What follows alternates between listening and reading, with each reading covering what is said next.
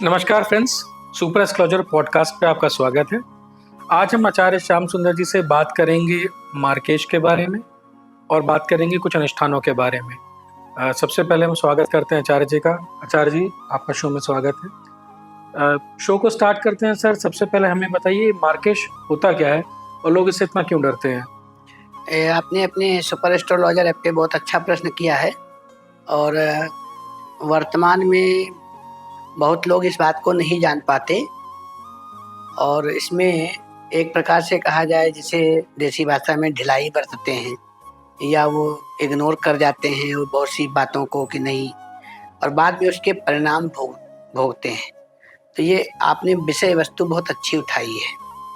जन्म पत्री में 12 भाव होते हैं जी। तो लग्न चार्ट, चंद्र कुंडली, होरा, दृष्टांश, सप्तमांश, नवांश, द्वादशांश, खष्ठांश, त्रिशांश, इस प्रकार से खोटस वर्ग, खड वर्ग, फिर आता है अष्टक वर्ग।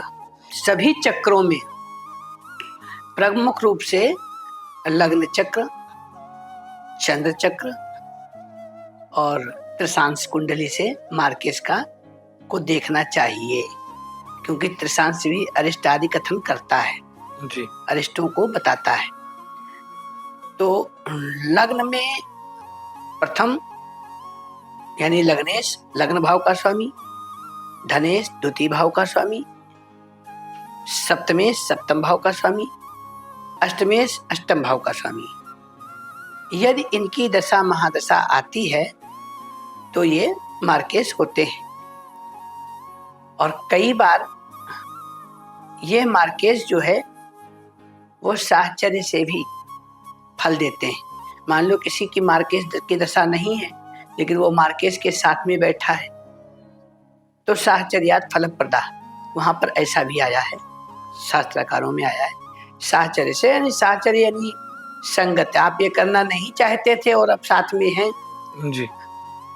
हम चाय नहीं पीना चाहते थे, हम आपके साथ में, आपका मन रखने के लिए चाय पी लिए, तो साहचर्यात फलप्रदा ऐसा भी होता है। इस प्रकार से ये मार्केश होता है।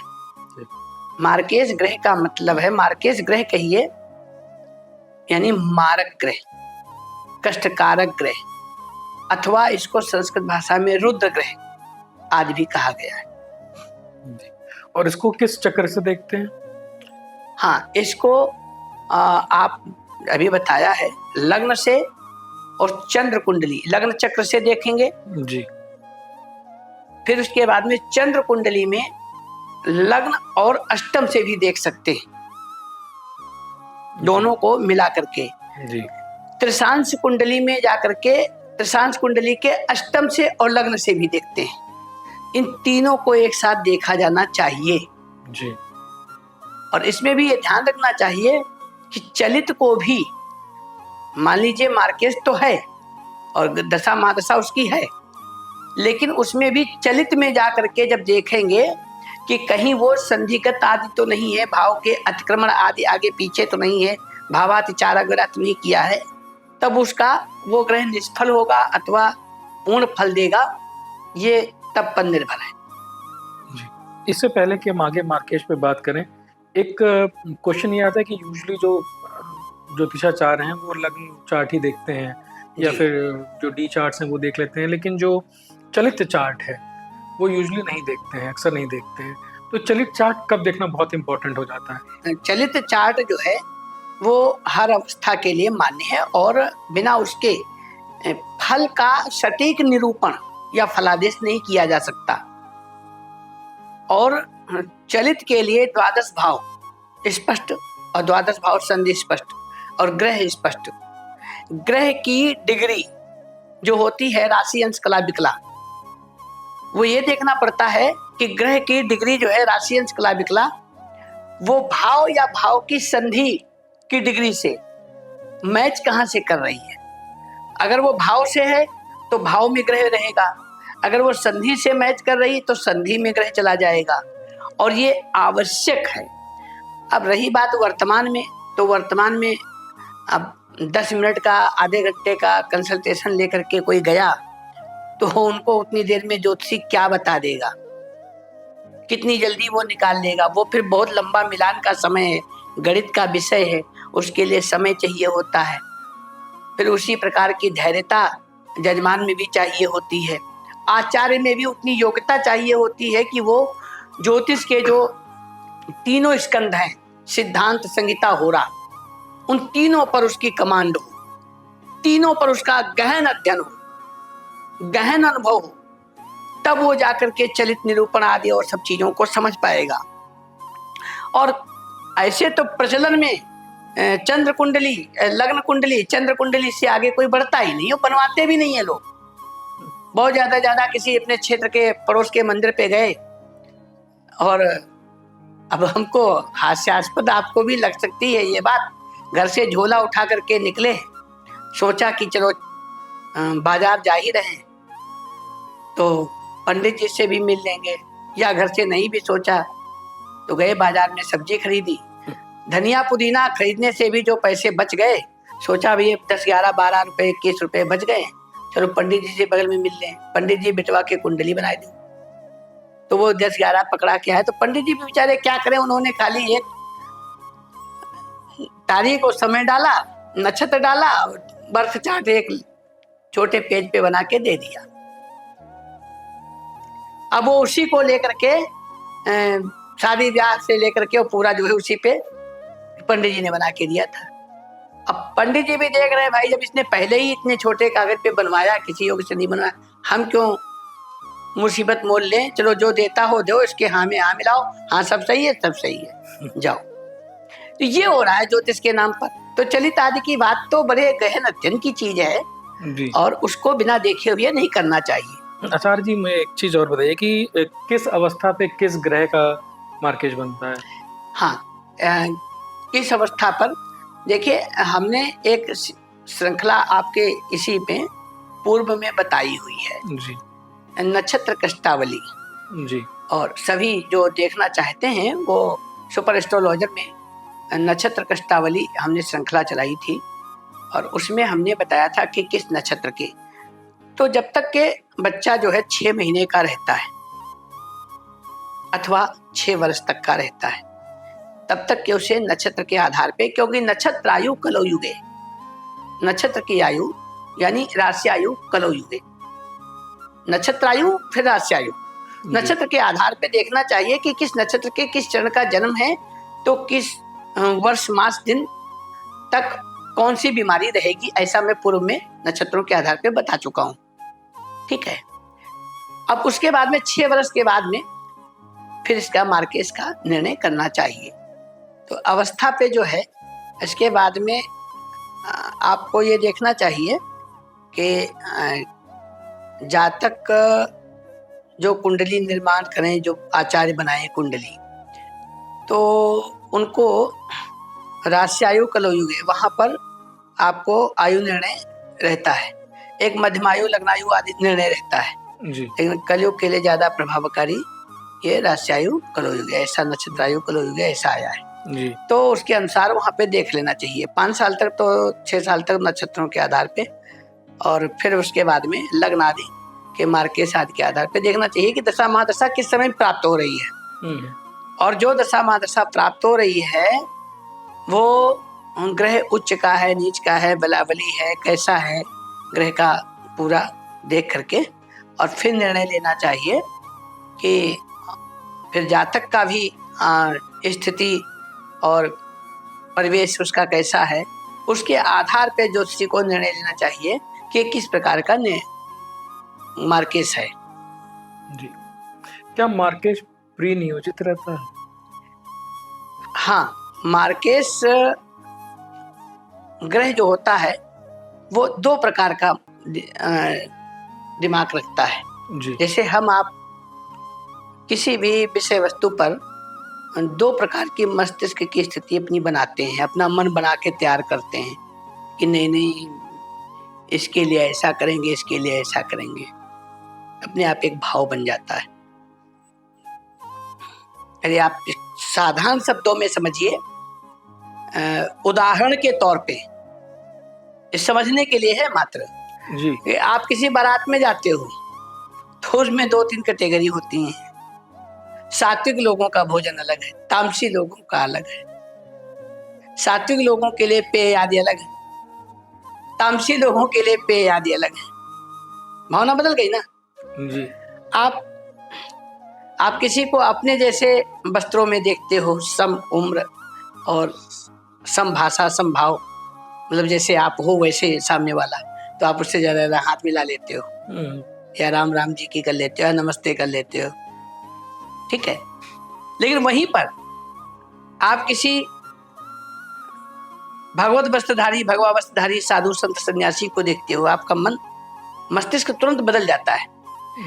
ऐसे ही हमारे कर्मों, हमारे संस्कारों पर से जो हमारे कर्म होते हैं, हमारे संस्कार होते हैं, हमारा मंत्र विज्ञान होता है, हमारा मंत्र जप होता है, हमारी आराधना होती है, हमारा श्रम होता है, उसके अनुसार मार्केज ग्रह भी अपनी योजना पूर्व नियोजित करते हैं कि हमें किस प्रकार से इस जातक को जाकर के कष्ट देना है, कितना देना है, देना है, अधिक देना है। हम दे सकते हैं, अधिक दे सकते हैं, लेकिन नहीं देंगे।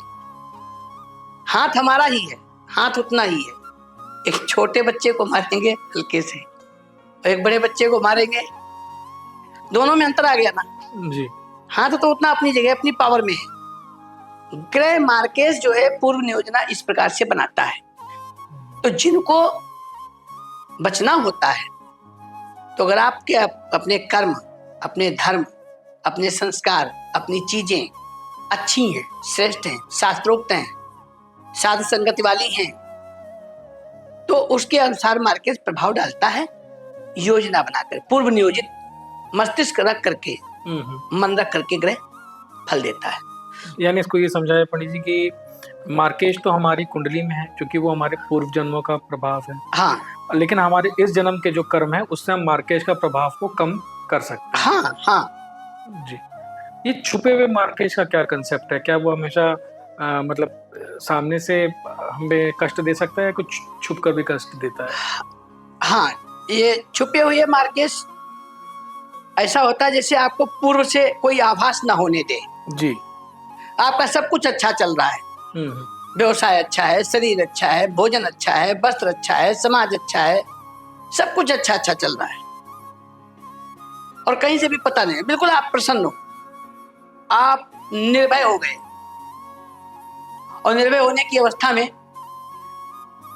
आप बहुवादी या बहुविश्वासवादी भी हो गए, नहीं नहीं सब करेगा ईश्वर करे, बिल्कुल सत्य है, सब कुछ करता है ईश्वर ही करता है, इसमें कोई संदेह या शंका नहीं है। लेकिन काले ही कर्म ही ईश्वर ही मिथ्या दोष लगाए, बहुत कुछ मनुष्य के भी हाथ में है जी। तो इसलिए ईश्वर करता है। ईश्वर तो हमारे आपके शरीर के माध्यम से ही करता है।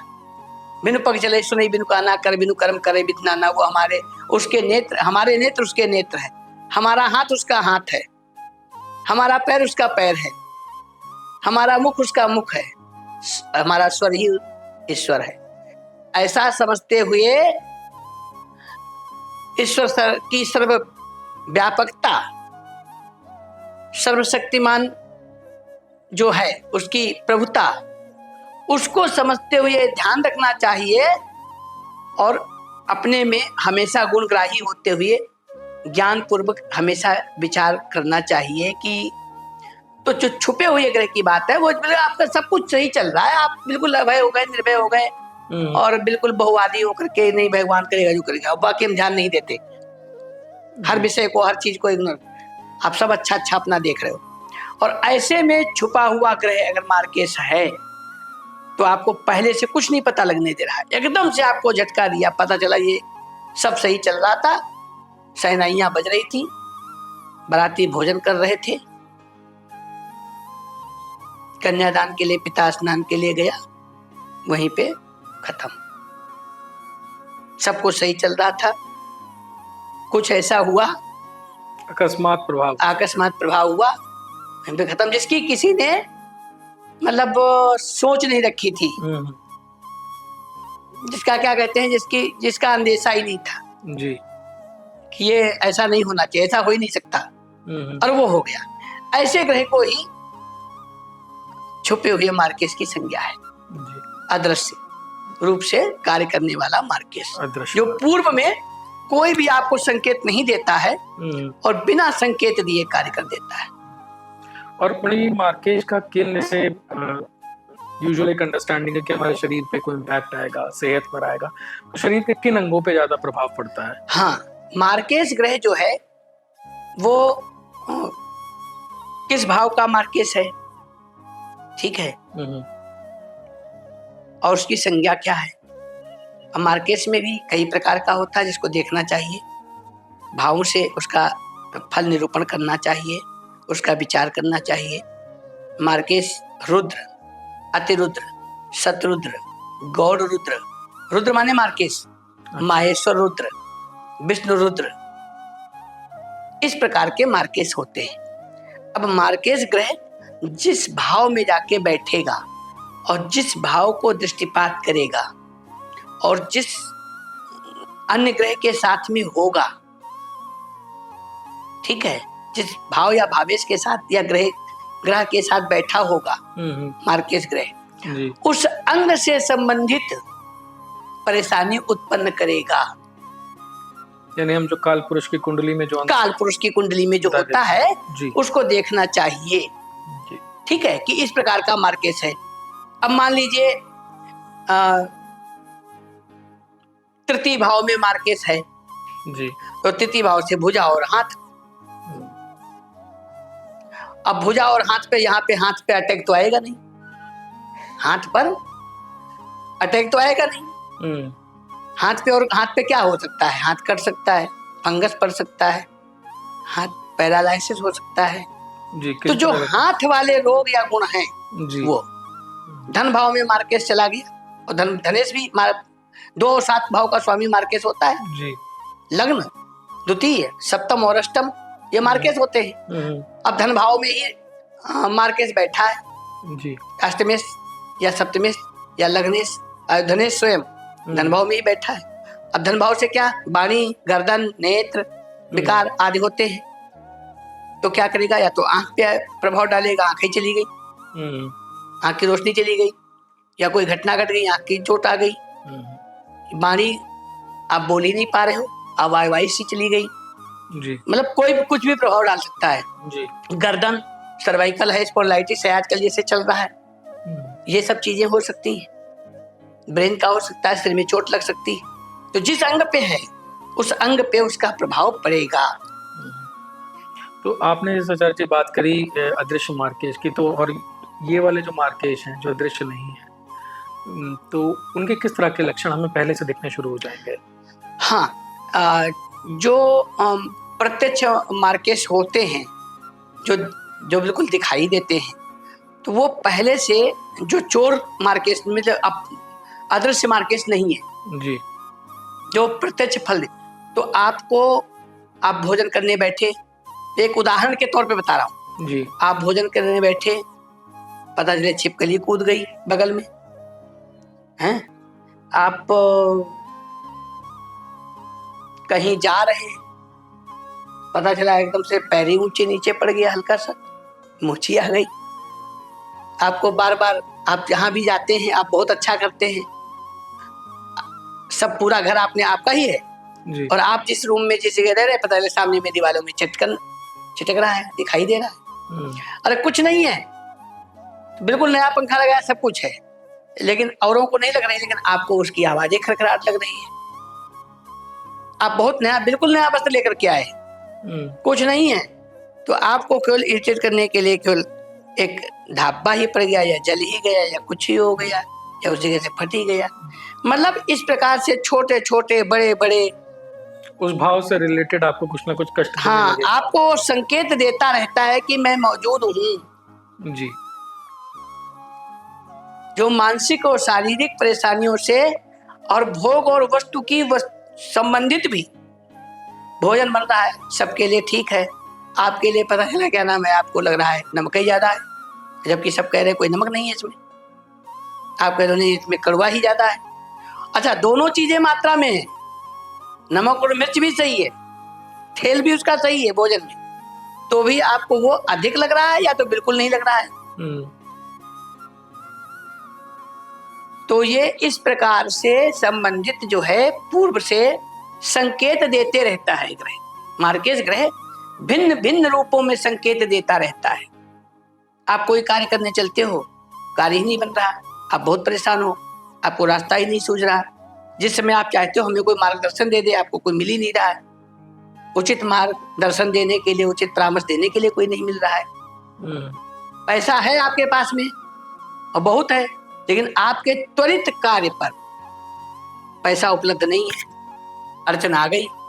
तो ये इस प्रकार से भिन्न रूपों में मैंने कहा है, मार्केश ग्रह प्रत्यक्ष रूप में आपको पूर्व संकेत देता है कि मेरी उपस्थिति है, सावधान। यानी अगर हम प्रयास कर रहे हैं और हमारे कामों में अड़चन आ रही है तो एक हाँ, कोई भी ऐसे लक्षण दिखाई देते हैं आपको, कोई भी ऐसे लक्षण दिखाई देते हैं तो मार्केश का वो समझना चाहिए। संभव है जी। कोई आपको फुंसी या फंगस या कुछ भी दिखाई नहीं दे रहा और फिर भी आपको खुजलाहट लग रही है और हीटिंग लग रही है, खुजलाने पर गर्म महसूस हो रहा है। ऐसे बहुत, मतलब एक दो नहीं है, बहुत सारे संकेत हैं और ये सब शास्त्र वर्णित संकेत हैं। ये वर्तमान में कहने में के भाव से मैंने सरलीकरण में बताया है, लेकिन ये सब शास्त्रोक्त प्रमाण है जी। हाँ, शास्त्र में सूत्रोक्त प्रमाण मिलेगा, अनुवाद और उसका विवेचन, बृहद विवेचन समयानुसार स्वयं में किया है जी। वो तो बदल ही जाता है कि अगर वहां पे लिखा है रथ होगा तो आज की डेट में रथ नहीं, समझने के लिए तो अलग अलग बदलना पड़ेगा। हाँ, होता है। क्या ऐसा भी होता है कि ये जो इंडिकेशंस दे रहा है मार्केश, हमें किसी और से कि कोई इंटरनल फीलिंग है या स्वप्न के माध्यम से ड्रीम्स में हमें कुछ दिखने लगे? हाँ, ऐसा भी होता है। स्वप्न में आप देख रहे हो कि आप किसी ऊंचाई से गिर गए हो, आप छत से गिर गए हो। स्वप्न में आप देख रहे हो आप किसी वाहन के आगे आ गए हो। स्वप्न में आप देख रहे हो कि आप नदी में डूबे जा रहे हो। स्वप्न में आप देख रहे हो आप आग में गिर गए हो। स्वप्न में आप देख रहे हो कि दो आपकी किसी से मारपीट हो गई है। स्वप्न में आप अपने आप को पुलिस के साथ देख रहे हो। स्वप्न में आप भोजन करते हुए देख रहे हो। तो इस प्रकार से भी मार्केश जो है स्वप्नवत संकट का, आने वाले संकट का संकेत देता है जी। ये सब जितनी भी ऐसे जो देखना है वो सब संकेत हैं संकट होने के जी, कष्ट होने की। अच्छा, और भी एक चीज भी होती है, मार्केश का मतलब ग्रह का मर जाना ही नहीं है। एक देसी भाषा में लोग कहते हैं ना कि हम तुम्हारे साथ कुछ ऐसा कर देते हैं कि तुम तिल तिल मरोगे। लोग उसने मेरे साथ ऐसा कुछ कर दिया कि मैं तिल तिल मर रहा हूँ। और तिल तिल क्या है? यानी तिल तिल तो वही भाषा है ना, गति पल विपल वाली, क्षण भंगुर वाली जी है। ये वो भाषा से इसका मतलब है तिल तिल मरो, मतलब थोड़ा थोड़ा करके। आप हर समय सोच में मग्न हो, विचार में मग्न हो, हर समय आप घुटे जा रहे हो, हर विषय पे आपको वो कष्ट जो है मृत्यु तुल्य कष्ट।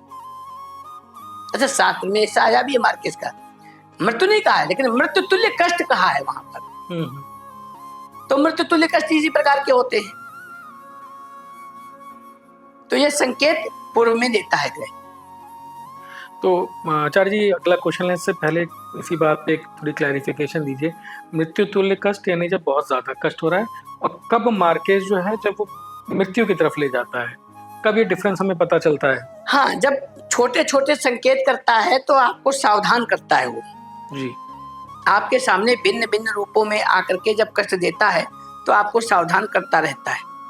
तो इसका मतलब है कि वो गौड़ रुद्र अथवा माहेश्वर या ब्रह्म रुद्र है जो आपको संकेत दे करके आपको सावधान होने की सलाह देता है, परामर्श देता है, आपको पूर्व में सावधान कर देता है कि आप किसी आचार्य विद्वान ब्राह्मण के पास जाएं, आप सत्संगति करें, आप ईश्वर की शरणागति में आ जाएं, आप सुधर जाएं, आप अपने मार्ग को थोड़ा सा परिवर्तित करें जिस मार्ग पे हैं, इसलिए वह संकेत देता है। लेकिन जब अतिरुद्र संज्ञक मार्केश हो, जैसे कि लग्नेश होके अष्टम में बैठ जाना, अष्टमेश होके लग्न में बैठ जाना, और इसी की महादशा भी उपस्थित हो, और सप्तमेश का संयोग हो, खष्ठेश का संयोग हो, यानी युति जी, इन सब की, तब अतिरुद्र संज्ञक मार्केश समझना चाहिए। पंचमेश लग्नेश, खष्ठेश, सप्तमेश, अष्टमेश, इनके युति को, इनके संसर्ग को, इनके युति को, इनके संयोग को देखते हुए और इन्हीं ग्रहों का जब दशा, महादशा, अंतर्दशा, सूक्ष्मांतर दशा आदि आए तो उसको अवश्य जान लेना चाहिए कि अब अतिरुद्र संज्ञक मार्केश है। ज्ञानी जन, आचार्य जन, विद्वान जनों को भी चाहिए कि वो अतिरुद्र संज्ञक जब मार्केश लगे तो महामृत्युंजय आदि का अनुष्ठान का आश्रय ना ले, अन्यथा अपकीर्ति मिलने की संभावना रहेगी। वैसे तो सर्वज्ञ ईश्वर है, ईश्वर बचाता भी है, लेकिन ईश्वर ने ही ये विधान बनाया भी है तो उसको मानना चाहिए। डॉक्टर भी होता है, अस्पताल लेकर के जाते हो, डॉक्टर कह देता है देखो भाई ऐसा है, जो घंटे 2 घंटे जी रहे हो इनको ले जाओ घर में, सबको देख लेंगे, जो इच्छा हो खिला पिला देना, बस अब इनका कहता नहीं कहता है जी।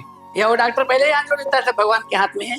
तो पंडित को क्या दिक्कत है, आचार्य को क्या दिक्कत है, ब्राह्मण को क्या दिक्कत है, अतिरुद्ध संज्ञक मार्केश को देखे, बृहद पराशर हो रहा शास्त्र आदि में इसका फल निरूपण, ज्योतिष शास्त्रों में इसका ज्योतिर्महान निबंध सारावली आदि में इसका निरूपण दिया हुआ है, ज्योतिष शास्त्रों में इसका फल कथन है। अतिरुद्ध संज्ञक मार्केश को देख करके फिर कोई भी अनुष्ठान आदि कार्य उसके लिए नहीं करना चाहिए। यानी अगर अतिरुद्र मार्केश लग गया है तो हाँ। जीवन का अंत करीब है, उसमें और कोई अनुष्ठान हाँ, फिर ईश्वर की इच्छा को समझ करके उसे एक्सेप्ट करना चाहिए, आगे बढ़ना। हाँ, स्वीकार करना चाहिए। वैसे हमारी संस्कृति में तो जो है ना जी, हमारी संस्कृति बहुत अच्छी है। हम जिसे सनातन संस्कृति करते हैं, शुद्ध शाश्वत सत्य वैदिक सनातन संस्कृति जो है वो हर चीज का स्वागत करती है। यहाँ पे जन्म का भी उत्सव होता है, तो यहाँ पे मृत्यु का भी उत्सव होता है। उत्सव होता है, शोक नहीं है। शोक तो क्षणिक है, लोक दृष्टि का है, अज्ञानता का है शोक। और इसी विषय पर तो संपूर्ण गीता को कहा है भगवान श्री कृष्ण ने। संपूर्ण गीता का मूल तत्व में ये तो बात निहित है कि वहां पर जो है शोक, मृत्यु का शोक करना, इसी पर तो समझाया है अधिक से अधिक अर्जुन को। निर्भय स्वागत करो मृत्यु का, मृत्यु एक है विश्राम स्थल, जीव जहां से फिर चलता है, धारण करना वो जीवन संबल। ये है सनातन संस्कृति में। यहाँ पे हमारे यहाँ जन्म का भी उत्सव है तो मरण का भी उत्सव है, शोक नहीं है। शोक तो अज्ञानता में हम लोग मनाते हैं।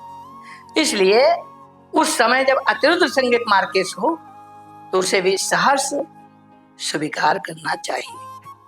जी। ये ग्रहों के हिसाब से किस तरह से मार्केश काम करते हैं? अब ग्रह किस प्रकार का है जी, उस प्रकार से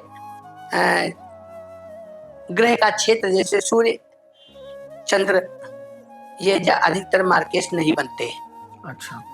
अगर ये लग्नेश, धनेश, सप्तमेश, अष्टमेश भी हो जाए तो ये मार्केश नहीं बनते, क्योंकि ये जीवन है, ये जीवन चक्र की गति में है और प्रत्यक्ष गोचर है हम लोगों के जीवन में।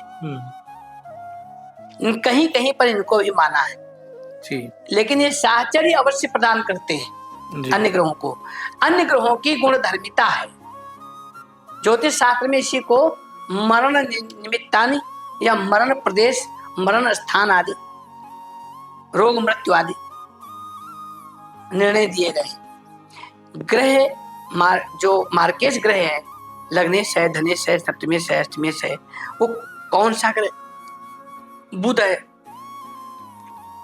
तो बुध की अपनी जो गुण धर्मिता है, बुध थोड़ा सा कुमार ग्रह भी कहा गया है जी, प्रकृति जन्य ग्रह भी है।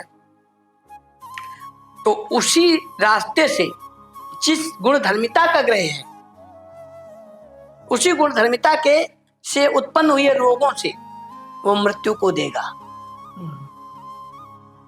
बुध अगर मार्केश होता है, ले जाकर के आपको पेड़ पे चढ़ा दिया, नीचे गिरा दिया, क्योंकि प्रकृति का वो है, हरा होता है बुध। आपको ले गया पहाड़ पे घुमाने के लिए और वहां से आप खिसक गए। तो ये मतलब एक आपको एक उपाय होता है। आपने कुछ नहीं किया, आपने खाली हरी पालक खा ली, पता चला उसमें कीड़ा था, आप मर गए। एक उदाहरण के तौर पे समझने के लिए, जी। बृहस्पति मार्केश है तो आपको जॉइंडिस वगैरह हो गई, पीलिया हो गई, रक्त विकार हो गया, धातु से संबंधित हो गया, और भी कई चीजें। जी। तो बृहस्पति में बृहस्पति की गुणधर्मिता से, ग्रह की गुणधर्मिता से संबंधित बीमारियां। जी। शुक्र है तो शुक्र से संबंधित आपको एक आंख का काना बना दे, या आपको सुनाई कम दे, अथवा आपको धात रोगी बना दे, अथवा गुप्त रोग आदि उत्पन्न कर दे, या मानसिक रोगी और कई चीजों के विषयों में लंपट बना दे, या कुछ ऐसे आपको कार्य करा दे कि भले चौराहे पे ही आप प्रतिष्ठा आपकी साथ हाँ, आ जाए। जी। हमला हो जाए, आप मारे जाओ। जी। तो ग्रह जैसा होगा जी। वो अपने उसी प्रभाव के अंतर्गत, अपनी गुण धर्मिता के अंतर्गत आपको बीमारियां देगा, आपसे काम करवाएगा और वैसी ही पीड़ा देगा आपको। इन्हीं चीजों को पूर्व में जाकर के आचार्य से समझ लेना चाहिए। बाद में स्वयं को, सरकार को, समाज को, परिवार को ये सफाई देते फिरना, नहीं नहीं मेरा तो ऐसा कुछ नहीं था और मुझे तो खामखा ये दंड मिल रहा है। वो दंड आपकी नजर में, मतलब जो है, जो पीड़ित व्यक्ति है उसकी नजर में वो बेगुनाह है, निरपराध है। वो अपनी दृष्टि में ये समझ रहा है मैं निरपराध हूं, मुझसे ऐसा मेरे साथ क्यों हो गया। लेकिन वो ये नहीं समझ पा रहा है कि मैं जिस भौतिक जगत में जन्म लिया हूं उसमें ग्रहों की आधिपत्यता है, ग्रह प्रभावी हैं और उसके ऊपर भी ग्रह प्रभावी हैं। अब कोई नास्तिकता में ये कह दे नहीं तो हम ग्रह नहीं मानते, हम ज्योतिष नहीं मानते, मत मान। तो सूर्य की रोशनी को भी, सूर्य को भी नहीं मानेगा और सूर्य की रोशनी में भी नहीं निकलेगा। हाँ, बहुत लोग नहीं मानते हैं, सूर्य को नहीं मानते हो तो क्या सूर्य होता नहीं? सूर्य अपनी जगह है, चंद्रमा है, चंद्रमा की शीतलता, उसकी प्रकाश सभी को विदित है, सभी उससे प्रकृति है, उससे फलती फूलती है। रात्रि में वनस्पतियों पे प्रभाव पड़ता है चंद्रमा के निकलने, सूर्य के निकलने। तो जो जिसको प्रकृति भी मान रही है उसी प्रकृति में तुम्हारा जीवन है और तुम कह दो कि नहीं हम नहीं मानते ज्योतिष को। तो ये जो और बाद में घटनाएं घटें और आप अपने आप को स्वयं में, समाज में, परिवार में, शासन में, सरकार में आप स्वयं को निरपराध घोषित करते फिरो, कौन मान लेगा? क्योंकि ग्रह ने आपसे वैसा ही कार्य कराया और आपको वैसा ही दंड दिया, वैसा ही कष्ट दिया जो ग्रह चाहता था। इसी चीज को पूर्वाचार्यों ने कहा भी है और पूर्व में ही जाकर के, घटित होने से पहले ज्योतिष शास्त्र के माध्यम से जाकर के दिखाना चाहिए। आप कितने भी वेद, पुराण, शास्त्र, कोई भी सब्जेक्ट आप जो भौतिक वर्तमान के हैं उनको किसी को भी पढ़ लो, लेकिन सभी में अगर आप कोई वस्त्र भी पहन रहे हो, माना कि आधुनिक मशीनें आ गई हैं, उसी में कलर भी हुआ, उसी में जाकर के मशीन में सूख भी गया, ये हो सकता है। लेकिन जब मशीनें नहीं थी, जब कुछ नहीं था, तब वस्त्र भी थे और सुखाए भी जाते थे और कलर भी किए जाते थे। अगर कोई वस्त्र निर्माण हो रहा है, वस्त्र विन्यास यानी निर्माण हो रहा है और वस्त्र बना है, उस पर कोई कलर या डिजाइन बनी है, उसको भी सुखाने के लिए भी तो सूर्य का प्रकाश चाहिए, चंद्रमा का प्रकाश चाहिए, बहुत सी चीजों के लिए चाहिए। जहां पर यहां तक का नियम है तो वहां पर शब्द शास्त्र मुखम ज्योतिषम चक्षुषी श्रोत मुक्तम निरुक्तम च कल्पा करो, या तो शिक्षा से वेद से सा नासिका पाद पद्मद वयम छंद आते उदय। ज्योतिष तो सभी का नेत्र है। ज्योतिष शास्त्र के बिना संपूर्ण जगत अंधकार में है। ज्योतिष शास्त्र ही है जो आपके सभी चीजों को पूर्व में बताता है, पूर्व में परिभाषित करता है, पूर्व में संकेत देता है। इसलिए आपके साथ कुछ न घटित होने पाए, पूर्व में ही जाएं आचार्य के पास और उससे जान लें कि मेरे साथ क्या होने वाला है, मेरे साथ कैसे रहें। जी तो आचार्य जी, ये जो मार्केश है वो हमारे शरीर में कष्ट के अलावा क्या हमारे बिजनेस में, हमारे लाइफ की किसी और चीज में भी इफेक्ट दे सकता है? हाँ, बिल्कुल बिल्कुल दे सकता है। अगर मान लीजिए आपके ऊपर मार्केस की दशा लगी हुई है और मार्केस की दशा लगी हुई है और वो आप व्यवसाय कर रहे हो, मार्केस ग्रह जो है उससे संबंधित वस्तु से विपरीत वस्तु का आप कार्य कर रहे हो। ठीक, चंद्रमा की महादशा लग गई और आप उसके विपरीत का कोई चंद्रमा का जो जैसे खाद्य पदार्थ है, फल है या शीतल पेय आदि है, जो भी इससे संबंधित आपका व्यवसाय है, तो उसमें भी आपको नुकसान उठाना पड़ सकता है। और साथ में उसके अगर अपोजिट की किसी चीज का कर रहे हो तो उसमें भी नुकसान पड़ सकता है। तो ग्रह से संबंधित जो व्यवसाय है आपका, उस पर प्रभाव वो डालेगा। इसलिए उसका पूर्व में ही जाकर के जानकारी करके बचाव कर लेना चाहिए, अन्यथा आपके व्यापार को चौपट कर देगा, ऋणी बना देगा। बहुत अच्छा शोरूम, बहुत अच्छी दुकान, बहुत अच्छी क्वालिटी, बहुत अच्छा आप दे रहे हो और बगल में कुछ भी नहीं दे रहा, उसकी दुकान में झाड़ू तक लगाने वाला नहीं, जाला तक लटक रहा है, फिर भी उसके यहाँ लंबी लाइन लगी हुई है और आपकी दुकान में कोई झांक नहीं रहा है। आप उसे सस्ता भी दो तो भी नहीं आपके यहाँ आएगा। तो इससे समझ जाना चाहिए कि कहीं मेरे मार्केट का प्रभाव व्यवसाय पे नहीं आ रहा है, ऐसा जाकर के दिखाना चाहिए ज्योतिषाचार्य को, ज्योतिषी से पूछना चाहिए। तो व्यवसाय पे प्रभाव पड़ता है मार्केट ग्रह का। और प्रभाव की बात अगर करें तो क्या, जैसे कि कपल है, हस्बैंड वाइफ है, तो अगर हस्बैंड के मार्केट चल रहे तो उसका पत्नी पे असर पड़ेगा? हाँ, बच्चों पे असर पड़ेगा? हाँ, अगर पति के ऊपर में मार्केट ग्रह का प्रभाव है तो पत्नी के ऊपर भी प्रभाव पड़ेगा, निश्चित तौर पे पड़ेगा। पति पे तो पड़ेगा ही पड़ेगा। अब पति मान लो कहीं बाहर जाकर के किसी से मार्केट ग्रह ने उसको उस दिन ओवरराइड माइंड कर दिया, क्रोधित करवा दिया, तो झगड़ा हो गया बाहर में। अब बाहर से उसकी बुद्धि अपभ्रंश हुई तो वो घर पे आया, तो घर पे आएगा, चूंकि वो मार्केट का प्रभाव है तो घर पे भी तो झगड़ेगा। बाहर से कोई वो वायरस जैसे कहते हैं, वायरस कह लीजिए, क्या कह लीजिए, तो इस प्रकार की कोई भी चीज उसके सही साथ में आई है, तब वो घर में आई तो सबको इफेक्ट कर रही है। तो ये सब मार्केट के लक्षणों से प्रभाव दोनों पे पड़ता है। पति का पत्नी और बच्चों पे भी प्रभाव पड़ता है। और कभी कभी मार्केट ग्रह अगर पत्नी और बच्चों के भाव पे ही है और आपके भाव को मजबूत बनाए हुए है, आपको सेव किए है, तो वो प्रभाव तो देगा, कहीं ना कहीं तो देगा। भाई आप गाड़ी के सिलेंडर से आप धुआं अगर छोड़िए, धुआं निकलता है, अगर सामने जो खड़ा होगा पहले उसको इफेक्ट करेगा और नहीं होगा तो उड़ जाएगा। तो प्रभाव है ग्रह का, जो उसके नजदीक में होंगे उनके ऊपर प्रभाव उसका पड़ेगा। तो क्या ये मार्केट का प्रभाव, जैसे किसी का शादी होने वाली है और उस टाइम पे उसके मार्केट लग गए हैं, हाँ, तो क्या उसमें भी हमें इम्पैक्ट कर देगा? हाँ, बिल्कुल देखना चाहिए। आप देखते हैं ना कि बहुत अच्छे से तैयारियां हो रही थी, सब कुछ हो रहा था, लड़के ने या लड़की ने ये कर लिया, ऐसा कर लिया, वैसा कर लिया, रास्ते में मार्ग में पूरी बस गाड़ी पलट गई, दूल्हा दुल्हन समेत कोई नहीं बचा। आए दिन घटनाएं हो रही ना,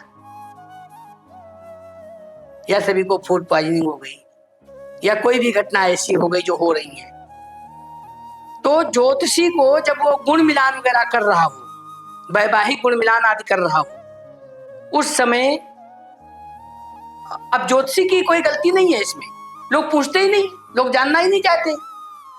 एक तो पहले वो भाई हम ये पढ़ा ले, ये तैयारी करा ले, बच्चों को तैयारी कराते कराते ज्यादा लंबी उम्र करवा देते हैं, फिर नई नौकरी हो जाए या व्यवसाय हो जाए तब करेंगे शादी, और इस चक्कर में जब अधिक विलंब हो गया तो पंडित जब जैसे तैसे हो जाए फिर अन्य चीजों का ध्यान ही नहीं देते और फिर उसके परिणाम गलत होते। तो मार्केट की दशा में यदि मार्केट की महादशा या अंतरदशा हो और वो भाव या भावेश के अनुसार लग्न द्वितीय सप्तम अष्टम खष्टम भाव या भावेश के अनुसार अगर वो वहीं पर उपस्थित है घटना कारक भाव में, तो उस समय पे विवाह नहीं करना चाहिए जी। हाँ, उसको आगे या पीछे करना चाहिए जब वो समय निकल जाए, अन्यथा उसके परिणाम घातक होंगे। क्या ऐसा ही प्रभाव जो है चाइल्ड बर्थ पे यानी कि प्रेगनेंसी पे भी हो सकता है? हाँ, अवश्य हो सकता है। अगर मार्केज की अवस्था में आपने संतानोत्पत्ति गर्भधारण आदि किया है, चाहे पत्नी हो या पति हो, दोनों में से,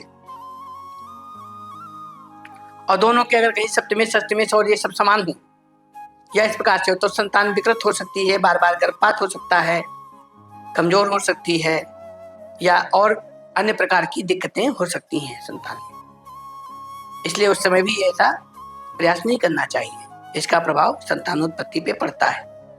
और जैसे कि कोई आप नया काम शुरू करना चाहते हैं, नई दुकान, नया बिजनेस करना चाहते हैं, कुछ नया खरीदना चाहते हैं, तो उसके लिए भी क्या हमें इंतजार करना चाहिए कि मार्केज निकल जाए?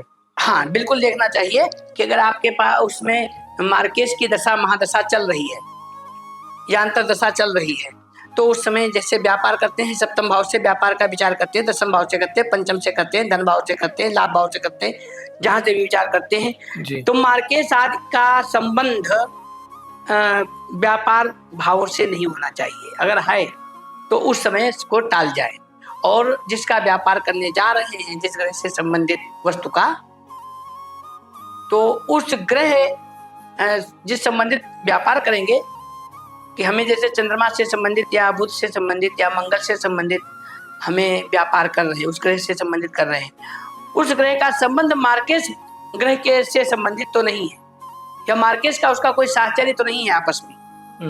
इन सब बातों का विचार करने के बाद तब व्यापार का आरंभ करना चाहिए, नए व्यापार का, अन्यथा उसमें हानि हो सकती है। और आचार्य जी, ये भी तो संभव है, हमने कोई व्यापार हम कर रहे हैं, पुश्तैनी व्यापार हम कर रहे हैं, और फिर जीवन में कहीं मार्केज लग गया, उसको तो हम नहीं रोक पाएंगे। हाँ, तो उतने समय के लिए एक किसी आचार्य आदि को बुला करके संकल्पित उसका त्याग करना चाहिए उतने समय के लिए, और उसे अपने जिसके ऊपर ना हो उसके दृष्टि में, अपने निगरानी में रखे, लेकिन अपने सिरे से उसको दूसरे को हैंड ओवर कर देना चाहिए। अच्छा, नहीं तो उसका इम्पैक्ट, उसका प्रभाव रहेगा। हाँ, अब लोगों ने उसका तोड़ निकाल लिया है। अरे पंडित जी, अरे मेरे नाम से नहीं बन रहा है तो बेटिया के नाम से बना दो, और बेटी के नाम से बन रहा है पत्नी के नाम से बना दो जी, और पत्नी के नाम से नहीं बन रहा है बेटे के नाम से बना दो, नहीं बहू के नाम से बना दो। मतलब बना दो, जबरदस्ती बना दो। हमें मतलब कि जिसको अगर करना है कि कपड़े की दुकान खोलनी है, मेडिकल स्टोर खोलना है या रेस्टोरेंट खोलना है, अगर बेटी के नाम रिद्धि है, हमारे नाम से नहीं बन रहा है, चलो हम बेटी के नाम से रख दिए। लेकिन उसमें भी सोच समझ करके सभी के ग्रहों को ध्यान में देखते हुए तब उसको करना चाहिए। ऐसा अनिवार्य नहीं है कि हमेशा आप इस ट्रिक को अपनाओ, किसके नाम से उसके नाम, वो सफल ही हो जाए, उस पर भी विचार करना चाहिए। तो ये तो आचार्य जी हमने सारी समस्याएं समझी। अब अगर ये समस्या आ गई है तो उसका क्या परिहार हो सकता है, या क्या पूजा, कोई अनुष्ठान जिससे हमें इससे थोड़ी राहत मिल सके? देखिए, उपाय में जैसे मार्केज ग्रह है तो उस समय आप किस प्रकार का मार्केज है उसके अनुसार तुलादान है, कुमारियों का भोजन है, कन्याओं का गौ दान है, गौ सेवा है। फिर अगर माहेश्वर रुद्र है या विष्णु रुद्र आदि ग्रह है या शतरुद्र आदि है या रुद्र ही है मार्केश इस प्रकार का है, तो उसमें महामृत्युंजय है, नारायणास्त्र मंत्र विधान है, माँ बंगलामुखी का ब्रह्मास्त्र विद्या कही गई है, माँ बंगलामुखी का अनुष्ठान है, ऋण रोग शत्रु तीनों पर विजय देने वाली, सफलता देने वाली, फल देने वाली माँ बंगलामुखी हैं। 10 महाविद्याओं में से एक हैं, ठीक है, और ये काली कुल की हैं। 10 महाविद्याओं में 2 कुल होते हैं, श्री कुल और काली कुल, ठीक है। तो श्री कुल में कौल के अनुसार पूर्व कौल, उत्तर कौल, इसके अनुसार उनकी दीक्षाएं होती हैं। लेकिन यहाँ पर किसी भी आचार्य शुद्ध सात्विक ब्राह्मण से, सतोगुणी ब्राह्मण से, विद्वान ब्राह्मण से बंगलामुखी का अनुष्ठान कराना चाहिए। जी। महामृत्युंजय का अनुष्ठान कराना चाहिए, नारायणास्त्र मंत्र विधान आदि कराना चाहिए। भगवान शिव की विभिन्न कामनाओं की पूर्ति के लिए, मार्केश आदि ग्रहों से बचने के लिए न कुर्वन्ति भयं तस्य अग्निभास करा दिया, पंचदशी विधान आदि कराना चाहिए। ग्रहनाशन मंत्र आदि का प्रयोग करना चाहिए। ऐसे बहुत सारे अनुष्ठान हैं। दुर्गा सप्तशती का अनुष्ठान है। दुर्गा सप्तशती तो एक ऐसी है चीज है जिसको लोग साधारण लेते हैं। दुर्गा सप्तशती साधारण नहीं है। मतलब दुर्गा सप्तशती में 10 महाविद्याएं समायोजित यानी इंक्लूड है। जब आप उनका ध्यान पढ़िए ना, हर अध्याय के पहले जो ध्यान दिया जाता है जी, ध्यान मंत्र, उसमें आया पद्मावतीम चिंते, पद्मावती का नाम आ गया। मातंगी संग पात्रा मधुर मत बदाम चित्कोद्भास बालाम, मातंगी का नाम आ गया। धूमावतीम चिंते है, धूमावती का नाम आ गया। ये सब क्या है? महाविद्याएं जी। दुर्गा एक प्रमुख स्वरूप है। अतलम तत्त तेजा सर्वदेव सही रजब, एक स्थम तद्भुवन नारी व्याप्त लोकात्र्याम। सारे देवताओं ने मिल करके अपने अपने तेज को, सभी देवियों ने, सभी शक्तियों ने अपने अपने तेज को जब दिया है, अपने अपने आयुध आदि दिए, तब वो माँ दुर्गा बनती है।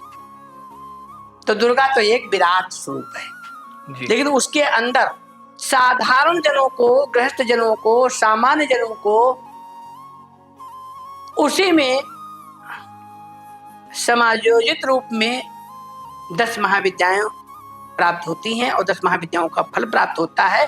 तो दुर्गा सप्तशती तो ऐसी, दुर्गा सप्तशती को साधारण कोई ना समझे। दुर्गा सप्तशती के पाठ मात्र से आपने आदिशक्ति, और आदिशक्ति ने कहा भी है, देवी तरफ शेष में आप जाइए, सारे देवता पूछते हैं हे देवी आप कौन हो? सर्वै देवा देवी मुपस्तस्थु कास्तुम महादेवी थी। तो देवी जी कहती है हम ब्रह्म स्वरूपिणी मत्ता प्रगत पुरुषात्म जगत शून्यम चा शून्यम चा आम आनंदो मानंदो। तो वहां पर भी देवी ने स्वयं सब कुछ कहा है कि मैं सब कुछ हूं। तो ऐसे दुर्गा का स्वरूप जो हमारे सामने है, ऐसी देवी आदिशक्ति देवी, आद्या काली, आदि भगवती, माँ भगवती परमेश्वरी दुर्गा, पराम्बा दुर्गा, उनके अंदर तो सभी 10 महाविद्याएं हैं। केवल दुर्गा सप्तशती के पाठ कर लेने से अलग अलग साधनाएं 10 महाविद्याओं की करने की आवश्यकता नहीं पड़ती सामान्य जनों को। लेकिन साधक जनों के लिए बात नहीं है। साधक जनों के लिए एक बात नहीं है। एक उदाहरण के तौर पे कह रहा हूं जी। एक टेप रिकॉर्डर है, तो सामान्य जन के लिए क्या है, आपके लिए, हमारे लिए क्या है? टेप रिकॉर्डर है। उसकी 3-4 चीजें हम जानेंगे। क्या? एक में कैसेट लग जाती है, ये 2 स्पीकर लगे हैं और पीछे से प्लग लग जाता है। तो ये हमारे लिए इतना पर्याप्त है, आपके लिए भी इतना पर्याप्त है। लेकिन एक जो मैकेनिक है उसके लिए वो पर्याप्त नहीं है। वो फिर उसके अंदर खोल करके देखेगा इसमें ट्रांसफार्मर का, इसमें आईसी का, इसमें ट्रांजिस्टर का, इसमें रजिस्ट्रेशन का, वो सारी चीजें उसके पुर्जे देखेगा नहीं देखेगा जी। इसके कंडेंसर कहाँ है, ये चीज उस पर नहीं लागू होती। हमारे आपके लिए हम मेडिकल स्टोर से ले आए, भैया बुखार था, क्या है? पैरासीटामॉल है, हमने आपने खा लिया। हमारे लिए इतनी जानकारी है कि पैरासीटामॉल है और इतना पर्याप्त है, हमको ठीक होने से मतलब। लेकिन डॉक्टर के लिए नहीं है। अगर वही पैरासीटामॉल अगर आपको कहीं रिएक्शन कर गई, नुकसान कर गई, तो पूछेगा क्या खाया था? पैरासीटामॉल। चलिए पर है, लाओ दिखाओ। देखा उसने कौन सी पैरासीटामॉल है, इसमें कौन सी औषधि और दूसरी दवाइयों का, दूसरी मेडिसिन का कॉम्बिनेशन क्या है, वो फिर इसके अकॉर्डिंग आपका उपचार करेगा। तो साधारण जनों के लिए, हम लोगों के लिए केवल वो दुर्गा सप्तशती है जी।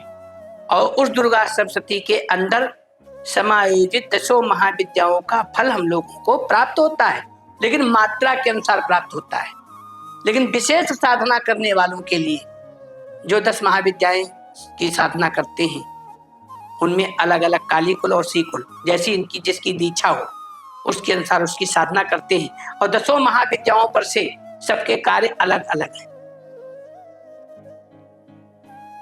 कार्य सबके अलग अलग हैं। किसी भी एक देवी से कोई ऐसा कार्य नहीं है जो नहीं हो सकता। और इसके बावजूद भी 10 महाविद्याओं के पृथक पृथक कार्य भी हैं। अतिरिक्त में वो सभी कार्य भी कर सकती हैं, ऐसा कोई कार्य नहीं जो उनसे ना हो। बस स्वरूप वहां पे बदल जाता है, वहां पे भाव बदल जाता है, वहां पे कामना प्रत्यय भेद से उसकी साधना भी बदल जाती है, उसके अनुसार वो फल देती है। तो ये 10 महाविद्याओं का है जी। आगे चल करके 10 महाविद्याओं में से मैं इस पर भी बताऊंगा कि 10 महाविद्याओं में किस देवी से हमें साधना कैसे करना चाहिए, किस प्रकार से दीक्षा से, और किस देवी से हमें क्या प्राप्त होता है, क्या फल प्राप्त होता है, ये बताऊंगा आगे जी। और आचार्य जी, किस मार्केश पे कौन सा उपाय करना चाहिए? आपने कई तरह के मार्केश बताए, क्या सभी मार्केश में एक तरह का उपाय हो जाएगा? नहीं, सभी मार्केश में एक प्रकार का ऐसा नहीं होना चाहिए। जैसे बाल्यारिष्ट आदि है तो उसमें मृत्युंजय, लघु मृत्युंजय, ठीक है, उससे थोड़ा और अवस्था पे बाद में हो तो बाल्यारिष्ट आदि के बाद में हो, बाल्यावस्था के बाद वाला हो तो महामृत्युंजय, ठीक है। और गौड़ रुद्र आदि है तो उस पर नारायणास्त्र आदि है, ठीक। माहेश्वर में है तो माहेश्वर रुद्र अगर मार्केश है तो उसमें जो है बंगलामुखी आदि है, दुर्गा सप्तशती आदि है, तो ये अलग अलग है। अच्छा, हाँ। जितना उस मार्केश का असर होगा उस हिसाब से हमें उसका अनुष्ठान पूजा, हाँ, अनुष्ठान होगा। विष्णु सहस्त्र नाम है जी। आचार्य जी, आपने बगलामुखी अनुष्ठान की बात करी। जैसा कि जन सामान्य समझता है कि बगलामुखी अनुष्ठान एक बड़े अनुष्ठानों में से आता है, हमें अगर उसे कराना है तो वो बड़ा अनुष्ठान है तो उसमें खर्चा भी ज़्यादा आता है, उसका प्रोसीजर भी बहुत इलैबोरेट है, बहुत लंबा है। तो जो हमारे यूजर्स हैं उनको किस तरह से चयन करना चाहिए कि कौन आचार्य ही उनको कर सकते हैं? हामी तो हर कोई भर देगा कि हम कर देंगे, और एक मोटी मोटी गाइडलाइन बता दीजिए कि क्या क्या हमारे यूजर्स को देखना चाहिए अगर वो कहीं से भी कराते हैं, कि ये चीज़ें इस तरह से ही होनी चाहिए ताकि उन्हें पता चले अनुष्ठान सही तरीके से हो रहा है, और क्या नहीं भी करना चाहिए। किस तरह की यूजुअल लोग गलती करते हैं जो आचार्य लोग कर भी देंगे तो जो यजमान है, जो यूजर है, उनको पता ही नहीं चलेगा कि गलत तरीके से अनुष्ठान हो गया। क्या गाइडेंस है उसकी? जब हम किसी चीज के अर्थ को नहीं समझते हैं तो अनर्थोत्पत्ति निश्चित होती है। हमारी शिक्षा, हमारे संस्कार या हमारी आदतें, गुणधर्मिता कह लीजिए, वो एक परंपरागत लुढ़कने वाली सी हो गई है। हम आपके यहाँ पंडित आपके यहाँ जाएगा, पूजा कराएगा, सब बैठ गए, सबके ऊपर उसने जल छिड़का, उसने बोला ओम अपवित्र पवित्र हुआ, और गंगा जलादि, दुर्वादि मिश्रित, दर्भादि यानी कुशादि मिश्रित जल छिड़का आपके ऊपर, या आम के पत्ते, पान के पत्ते से जल छिड़का कि आप पवित्र हो गए। पवित्र करेगा, आचार्य ने, पंडित ने बोल दिया और जजमान ने उसे मान लिया। न तो जजमान ने कभी पूछा, न पंडित ने कभी सोचा क्या क्या पवित्र किया उसने। पवित्र हुआ, क्या पवित्र हुआ उस समय? आप जो वस्त्र पहन करके आए थे, बैठे थे, जो आप वस्त्र थे वो वही रहे, शरीर है वो वही रहेगा, आचार्य है वही रहेगा, जल का लोटा वही रहेगा, चीजें सब वही रहेंगी, वो पूर्व से थी और पश्चात तक हैं। फिर पवित्र क्या किया उसमें? फिर इस पंडित की क्रिया में जो पवित्रीकरण है वो क्या है, इसी चीज को हमें आवश्यकता है समझने की। हम किसी भी चीज के अर्थ को जब तक नहीं समझते हैं तो अनर्थ होता है। हमारे माहौल में या एटमॉस्फियर में जो चीजें कही, जो हमारे अगल बगल में होती हैं, आप आए, आपके शरीर से तरंगे निकलती हैं, सभी के शरीर से तरंगे निकलती हैं, एनर्जी एक निकलती रहती है जी। दूसरे और आया, तीसरा और आया, चौथा और आया, सभी के शरीर की अलग अलग तरंगे हैं, अलग अलग एनर्जी है, अलग अलग ऊर्जा है। और वायुमंडल में मतलब जो है उसमें भी अलग अलग ऊर्जा का स्रोत हमेशा प्रवाहित है। ऊर्जा स्पंदन में रहती है, हमेशा स्पंदन करती है, ऊर्जा का स्पंदन हमेशा रहता है। अब वो एक दूसरे से ना टकराने पाए कि हमारी आपसे, आपकी उनसे, आचार्य की, पंडित से, जजमान से, वो एक दूसरे में ना टकराए, इसलिए क्या करते हैं, मंत्र को पढ़ते हुए, और मंत्र में भी जो अक्षर होते हैं, जैसे आपको एक उदाहरण के तौर पे बता रहा हूं कि वाल्मीकि रामायण जो लिखी गई संस्कृत वाली जी। उसके जो श्लोक के प्रारंभ से और उन सबके पहले अक्षरों को जोड़िए तो पूरा गायत्री मंत्र बनता है, पहले अक्षरों को जोड़ने पर।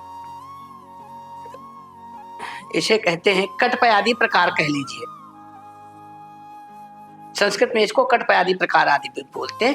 कटपयादि प्रकार आदि में हम किसी चीज की ऐसी संरचना करते हैं, स्तोत्र, स्तुति, मंत्र आदि की, कि जिसके प्रथम अक्षर और उन अक्षरों को हर लाइन के जोड़ते हुए एक अतिरिक्त मंत्र बनता है जाके। तो मंत्र में जो अक्षर होते हैं, अक्षर में भी ऊर्जा होती है, जो भी हम अक्षर या स्वर बोलेंगे उनमें भी ऊर्जा होगी। स्वर ही ईश्वर है, तो जो स्वर ईश्वर है तो स्वर में भी ऊर्जा है, और वो ऊर्जा का स्रोत अधिक या ज्यादा ना हो, उसको वहां पे मंत्र बोल करके उसको सुरक्षित किया जाता है और जल के माध्यम से कर दिया जाता है। और जल के माध्यम से आजकल कितना कितना कार्य हो रहा है जी। अरे बिजली के उत्पादन तक हो रहे हैं जल के माध्यम से, बांध बना करके। तो जल को आप साधारण मत मानिए, आप अन्य जगहों पे जल का प्रयोग करते हो तब तो आप बड़ा महत्व देते हो, लेकिन पंडित ने वही जल छिड़क करके मंत्र पढ़ करके पवित्र करके बांध दिया। भले ठीक है, वहां पर यजमान या आचार्य को अर्थ बताने का समय या अर्थ समझने का समय नहीं है, दोनों को, वो अलग बात है, या नहीं समझा वो अलग बात है, लेकिन महत्व तो है ना उसका। तो वो जो नकारात्मक ऊर्जा है या कोई विध्वंसक ऊर्जा है, उसको शांत करने के लिए उतनी देर के लिए अनुष्ठान के लिए ये प्रक्रिया की जाती है, वो पवित्र होगा। संपूर्ण विज्ञान है। आसन पे ही क्यों बैठ के पूजा करते हैं? इसलिए करते हैं क्योंकि पृथ्वी का को अर्थ बोला जाता है, और हम जो मंत्र, कोई भी मंत्र बोलते हैं तो मंत्र बोलते समय, मंत्र का उच्चारण करते समय शरीर में ऊर्जा बनती है, सुनने वाले को भी शरीर में। अब मंत्र तो पढ़ेगा आचार्य तो ऊर्जा उसको बननी चाहिए। अरे भाई, आप कोई गीत सुनते हो ना, बोलता तो है वहां पे टेप रिकॉर्डर में, लेकिन उछल पड़ते हो आप, उमंग में आप आ जाते हो, तो आपके अंदर ऊर्जा बनी जी। तो ऐसे ही जब आचार्य मंत्र पढ़ता है तो ऊर्जा तो दोनों में बनती है। अब वो ऊर्जा ऊर्ध्वगामी या अधोगामी, स्वाधिष्ठान मूलाधार के स्थान से अधोगामी ऊर्जा हुई और अर्थ यानी पृथ्वी से कहीं मिली, तो पता चला आप बैठे बैठे आपको निढाल कर दे, आपके शरीर को नुकसान पहुंचा दे, या कोई और चीज हो जाए। इसलिए जो है आसन डाल के ही बैठना चाहिए अगर मंत्र पढ़ रहे हो। बहुत लोग होते हैं, हाँ भजन तो आप चलते फिरते कर सकते हो, सीताराम राधे श्याम, हैं राधे राधे, हरे राम हरे कृष्णा। भजन, कलयुग में भजन का प्रभाव है, संकीर्तन का प्रभाव है, भक्ति का प्रभाव है, आप नाम तो उच्चारण कैसे भी कर सकते हो, लेकिन मंत्र को आप हर अवस्था में जप नहीं सकते। पृथ्वी की जैसे आप आजकल तो मशीनें आ गई ना हर जगह की, ग्रेविटी और ऊर्जा और सब जो है ना एनर्जी अलग अलग नापते हैं ना। जी। आप चलते चलते जा रहे हो, आप पता चले किसी पंडित जी ने कहा था, यूट्यूब पे देखा था, टीवी में देखा था कि हम गम गणपते नमः बताया तो हम गम गणपते नमः पढ़ते चले जाएंगे। गम में कौन सा तत्व है? लग्न, लग्न की राशि और उसका वो तत्व। राशियों में तत्व होते हैं, तत्वात्मक विवेचन हम पूर्व में बोल भी चुके हैं मंत्र विज्ञान पर। तो वो तत्व आपस में परस्पर विरोधी होंगे तो टकरा जाएंगे। आप कोई मंत्र पढ़ते हुए जा रहे हो, पृथ्वी पे कहीं पे ऊर्जा उसकी निकलती हुई वो टकरा गई या कहीं नंगे पैर खड़े हो गए और आपने मंत्र गम गणपते नमः रास्ते में उल्टे सीधे जहां पाए वहां पे पढ़ते चले गए। बीज मंत्रों को, संस्कृत में मंत्रों को नहीं पढ़ना चाहिए हर अवस्था में, उसका प्रभाव अलग पड़ता है। हाँ, भजन करो अलग बात है, भजन तो हर अवस्था में कर सकते हो, चलते फिरते उठते जागते बैठते भजन कर सकते हो, लेकिन मंत्र का जप नहीं कर सकते हो। मंत्र का प्रभाव होता है, उससे ऊर्जा प्रवाहित होती है। तो ये इसी प्रकार से जो आपका प्रश्न मां बंगलामुखी पे था। जी। बंगलामुखी ब्रह्मास्त्र विद्या है और ब्रह्मास्त्र शब्द ही जो है अपने आप में प्रयोगात्मक भी है, कल्याणकारी भी है, तो वहीं पर वो विध्वंसक भी है। जैसे ब्रह्मास्त्र श्रोत्री द्विज ब्राह्मण गुण धर्म से युक्त, सारे गुणों से आहार विहार सात्विक इन सब चीजों वाला हो, सब अंगों से पूर्ण हो, अंगहीन कहीं से भी ना हो, ऐसे बहुत सारे नियम हैं। तो नारायणास्त्र जो है इस अवस्था में दिया जाता है और नारायणास्त्र यानी ब्रह्मास्त्र विद्या है, मतलब ब्रह्मास्त्र विद्या है। ब्रह्मास्त्र मंत्र तभी मां बंगलामुखी जो है ब्रह्मास्त्र विद्या है, उनके अंतर्गत उनका मंत्र है। मां बंगलामुखी की साधना स्वयं से उनका स्वरूप जैसा है, बंगले जैसा सिंहासन का वो बनाए, उनके प्रतिमा बनाए हंस बगुला आदि के ऊपर में। जैसे मां भगवती उस प्रकार की प्रतिमा का वो ध्यान करे, ध्यान आदि न्यास आदि सभी चीजों को पूर्णतया जानता हो, उससे कराना चाहिए। स्वयं में शुद्ध सात्विकी हो, उससे कराना चाहिए। ब्राह्मण हो, यज्ञ पवित्र आदि के विषय में पूर्णतया संध्या उपासना आदि करने वाला हो, उससे कराना चाहिए। आहार विहार का सही हो, उससे कराना चाहिए, अन्यथा निष्फल होता है या और हानिकारक हो जाता है। गुरु द्रोणाचार्य ने अर्जुन को ब्रह्मास्त्र दिया था और ब्रह्मास्त्र अपने पुत्र को भी दिया था। तो ब्रह्मास्त्र दोनों जानते थे, लेकिन दोनों संकल्पबद्ध थे, अनावश्यक इसका प्रयोग नहीं करेंगे। ब्रह्मास्त्र तो ब्रह्मास्त्र क्या था? यही मां बंगलामुखी तो थी, इनकी साधना ही तो थी, इनका मंत्र ही तो था, इनका मंत्र विज्ञान ही तो था। ऐसे नारायणास्त्र है, वो अर्जुन को नहीं दिया द्रोणाचार्य जी ने, वो अपने पुत्र को दिया, जो अंतिम में उसने चलाया था। अब टीवी सीरियल में क्या दिखाते हैं वो अलग चीज है, वो केवल ब्राह्मण के अलावा किसी को नहीं दिया जा सकता नारायणास्त्र, वो अन्य कोई कर भी नहीं सकता है। और इसको ब्राह्मणेतर क्षत्रिय तक जो है कर सकते हैं ब्रह्मास्त्र यानी मां बंगलामुखी को, अन्य कोई नहीं। नितांत अकेले हो, स्त्री की कभी छाया ना पड़े, बिल्कुल स्त्री के प्रति मां बंगलामुखी के साधना करते हुए जप करते हुए वहां पे कोई स्त्री ना हो, वहां जाए भी ना स्त्री। साधक के ऊपर जब जापक के ऊपर जो जप कर रहा हो आचार्य, उसके ऊपर छाया तक ना पड़े, यहां तक विधान है।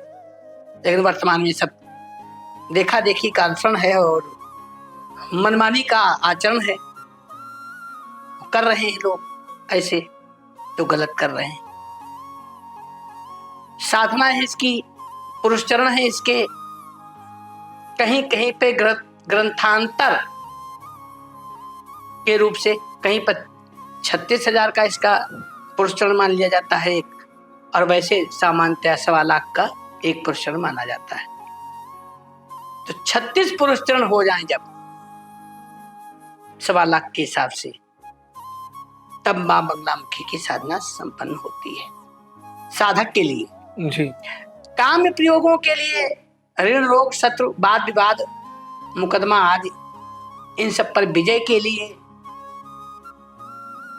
आप 1.25 लाख का जप करा सकता है कोई भी, और उस पे उसको लाभ मिलेगा। लेकिन उतनी ही शुद्धता, सात्विकता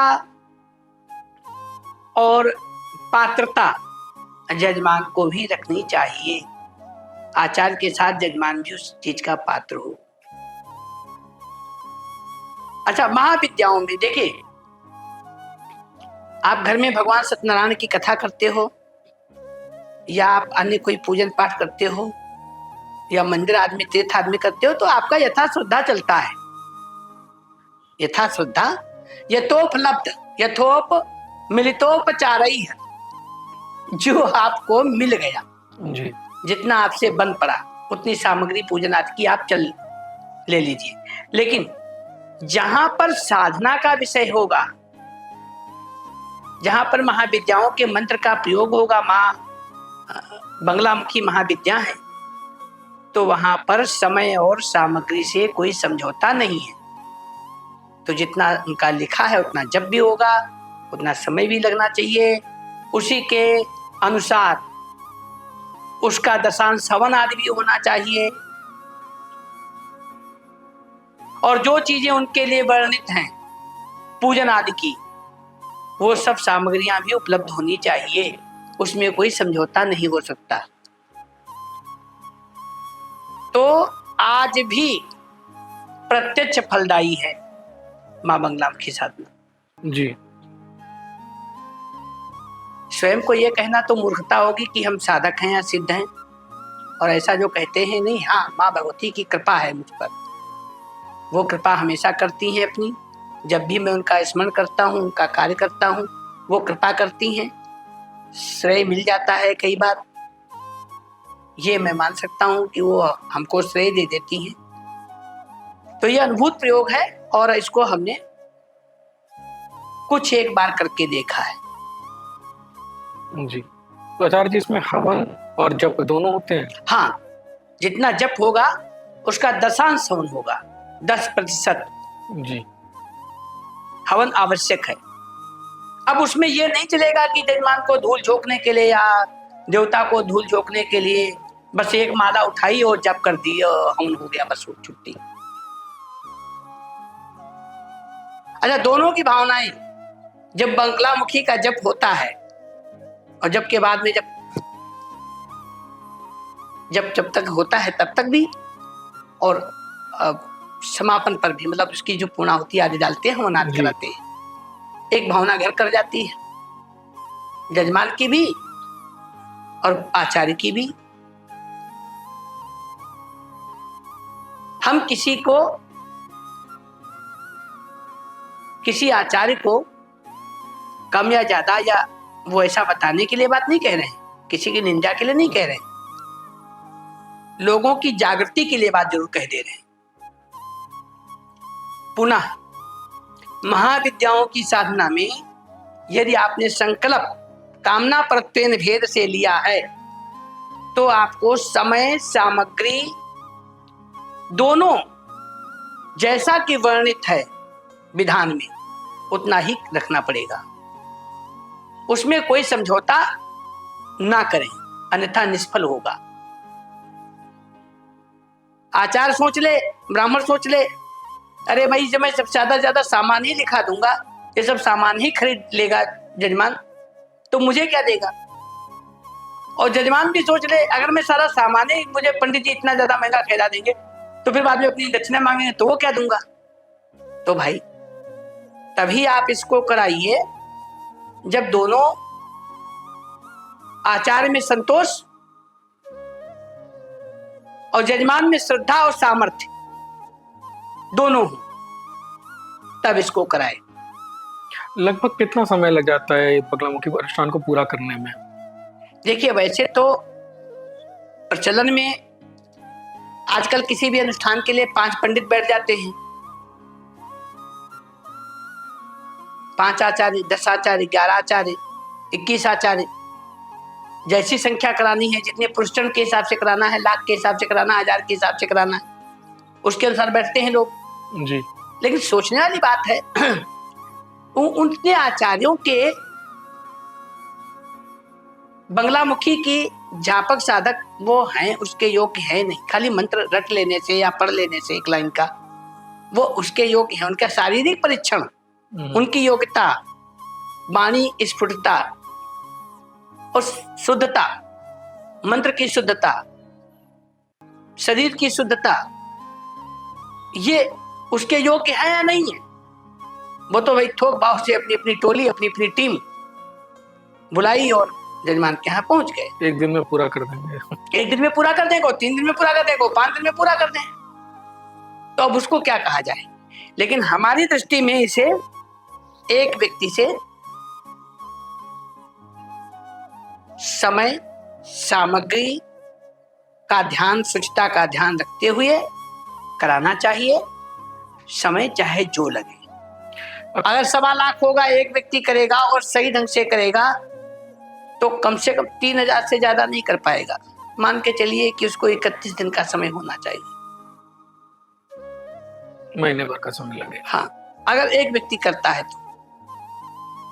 और अगर एक व्यक्ति 3000 से अधिक कहता है कि मैं कर ले रहा हूं, तो या तो अच्छा, इसमें छूट नहीं है कि आप थोड़ा गलत भी बोल गए, थोड़ा जल्दी भी कर गए, थोड़ा वैसे भी कर गए तो चल गया ना। ना, महाविद्याओं में ये चीज नहीं, वहां कोई छूट नहीं है आपको। भाई आप जानते हो ना, ये हाई टेंशन है, ये ट्रांसफार्मर है, ये बिजली का,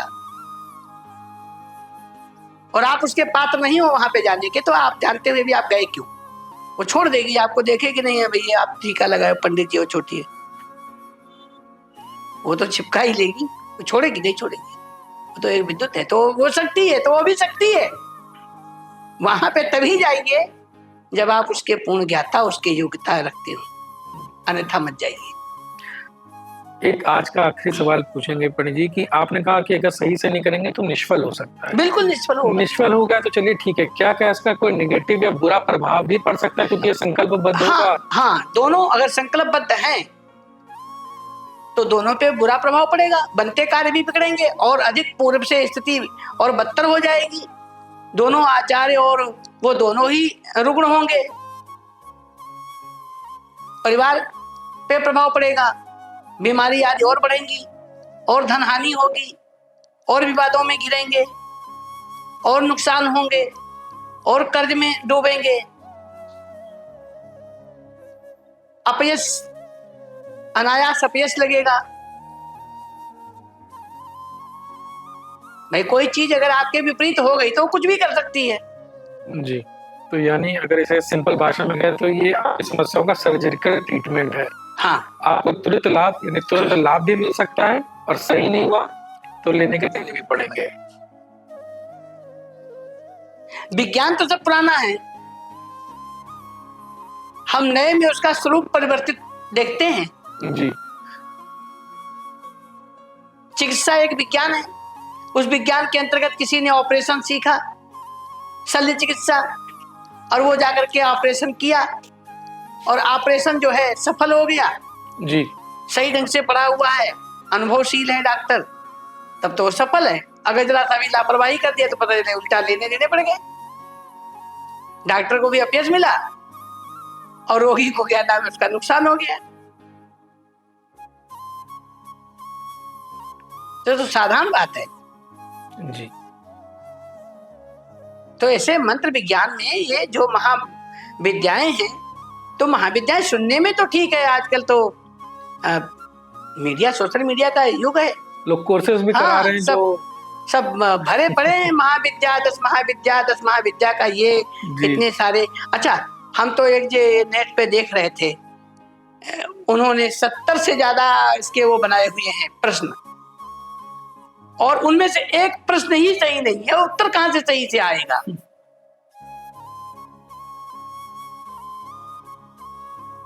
जब प्रश्न सही नहीं है तो उसका उत्तर कहां से सही से आएगा? बंगलामुखी से संबंधित 2-4 भ्रम हो रहे हैं। तीर्थ यात्रा अच्छी बात है, देव दर्शन अच्छी बात है, देव दर्शन को जाना अच्छी बात है, महत्वपूर्ण है, महत कृपा है, महती कृपा प्राप्त होती है, इसमें कोई संदेह नहीं, इसमें कोई शंका नहीं, इसमें कोई वो नहीं। लेकिन हाँ, ये भ्रम पाल लेना, बहुत लोगों का ऐसा भ्रम मैंने समाज में देखा सुना कि हम तो वहां माँ बंगलामुखी फला जगह गए थे, किसी जगह का नाम लिखित नहीं बोल रहा हूँ, हम वहां पर गए थे, वहां पे माँ बंगलामुखी का था, मैं वहां दर्शन किया, वहां पर किया, इतने दिन तक मैं गया, लगातार गाड़ी उठा के गया, और उल्टा ही होता चला गया। हाँ, बहुत लोग ये भी कहते हैं हाँ मुझे और अच्छा हुआ। दोनों बातें, आप किस भावना से गए, कैसे गए, ये तो आप पे। लेकिन जो माँ बंगलामुखी ब्रह्मास्त्र विद्या के ग्रंथ में जो लिखित पाया गया है, माँ बंगलामुखी हरिद्रा सरोवर, ये गिरनार पर्वत जो गुजरात में पाया जाता है, कहते हैं उस पर्वत के अगल बगल में आज भी श्वेत सिंह आदि होते हैं। हम तो नहीं गए, लेकिन ऐसा सुनने में वहां पे लिखित वर्णित है।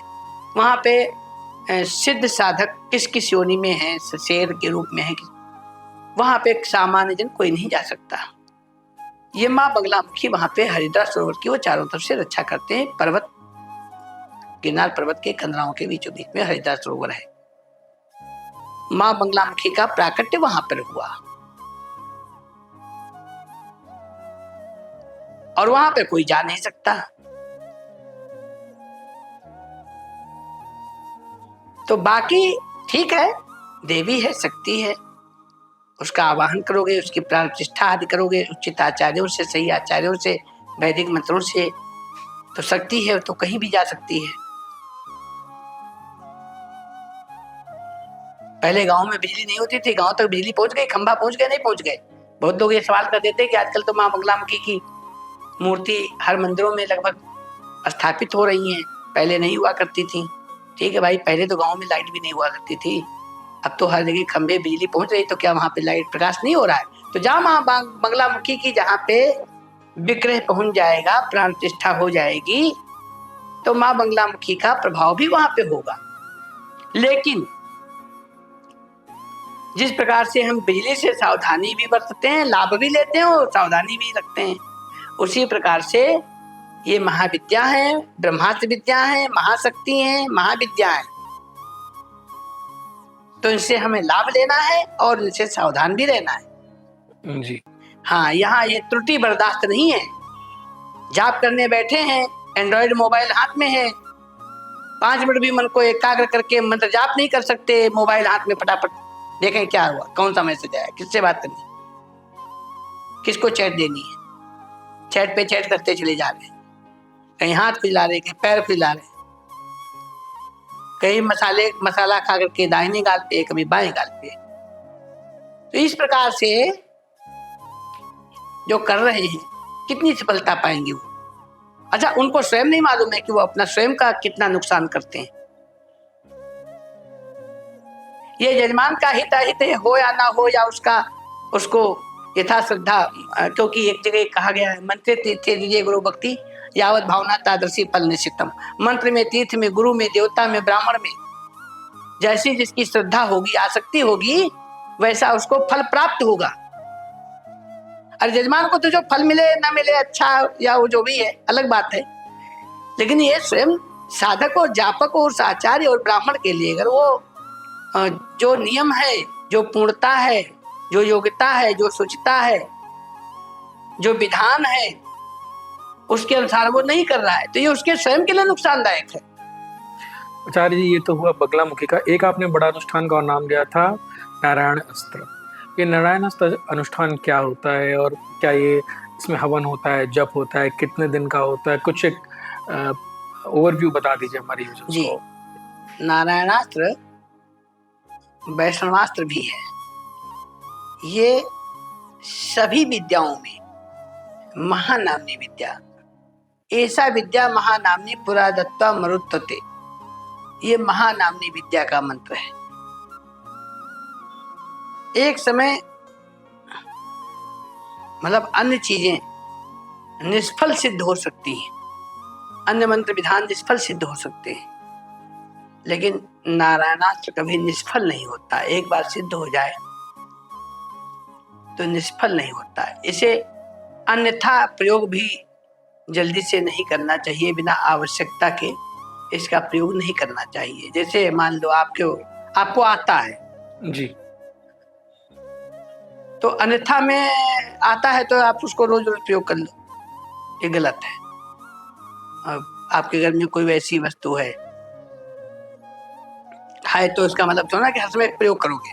तो इस प्रकार से उसको प्रयोग नहीं करना चाहिए, जल्दी से अनावश्यक प्रयोग नहीं करना चाहिए। वो बहुत ही संरक्षणीय और गोपनीय भी है। ठीक, मंत्र थोड़ा बड़ा है। हरि ओम नमो भगवते श्री नारायणाय पुरुषोत्तमाय पुष्पदृष्टिं प्रत्यक्षं वा परोक्षं वा जीर्णं पंचविंशोचिकां हन हन एकाएकम द्वयाएकम त्रयाएकम चातुर्थिकम। लंबा मंत्र है, बड़ा मंत्र है। इस मंत्र में 6 कर्म संपादित होते हैं। 7 कर्म सन्निहित है: मारण, मोहन, उच्चाटन, वशीकरण, विद्वेषण और स्तंभन। यदि किसी के ऊपर में उसको आशंका है अथवा उसे अनुभूत है, अनुभव हो रहा है, बार बार दिखाई देता है कि हाँ उसके ऊपर ऐसा कुछ है जी। मारण, मोहन, उच्चाटन, वशीकरण, स्तंभन, विद्वेषण, इनसे 6 क्रियाओं में से किसी भी एक क्रिया का उसके ऊपर आभास हो रहा है उसको, तो ऐसी अवस्था में वो प्रयोग करा सकता है। वो सारे लोग इसका प्रयोग करा सकते हैं। किसी ब्राह्मण से स्वयं से करने की वो नहीं है, स्वयं से। और ये जहां तक मैं समझता हूं, ये मंत्र साधना का विषय है। ये कहीं सदगुरु की कृपा से प्राप्त हो जाए, ब्राह्मण से प्राप्त हो जाए, अच्छी बात है। लेकिन ग्रंथांतर से प्राप्त हो जाए, अच्छी बात है, श्रेष्ठ है। लेकिन इसे अन्य के लिए है नहीं, सिर्फ ब्राह्मण के लिए है, जैसा कि भी कहा है। तो नारायणास्त्र जो है 7 कर्म सन्निहित है, अन्यथा में प्रयोग करना नहीं चाहिए। ब्राह्मण से इसका प्रयोग कराना चाहिए। इसका अनुष्ठान कभी भी निष्फल नहीं होता।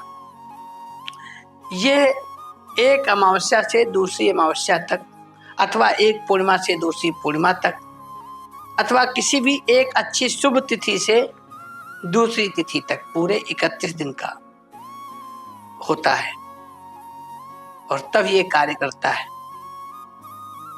अब बहुत बार आप लोग देखते हैं, कई बार एक परिवार में जैसे मौतें हो रही हैं तो साल में पता चले 2-4 मौतें हो गई।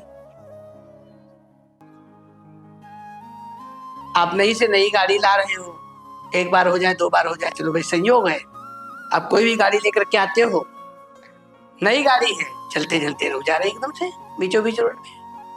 आपका व्यवसाय है, बिल्कुल सही चल रहा था और कहीं कोई त्रुटि नहीं, कहीं कोई भूल नहीं, कहीं कोई चूक नहीं है, एकदम से रुक गया। समझ ही नहीं पा रहे हो कि ये हुआ क्या हुआ, कैसे क्या हुआ।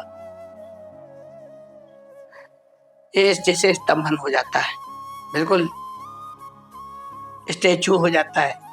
तो इस प्रकार से जो होता है मारण, मोहन, उच्चाटन, मन ही नहीं लग रहा। आपने बहुत अच्छा घर मकान बनाया, बहुत अच्छा डाइनिंग रूम, टेबल, सोफा, सारे सुख संसाधन की सारी चीजें, मन उचाट है, मन ही नहीं लग रहा है। टेबल पे आपके सब चीजें खाने पीने की उपलब्ध हैं, मन उचाट है, मन ही नहीं लग रहा है।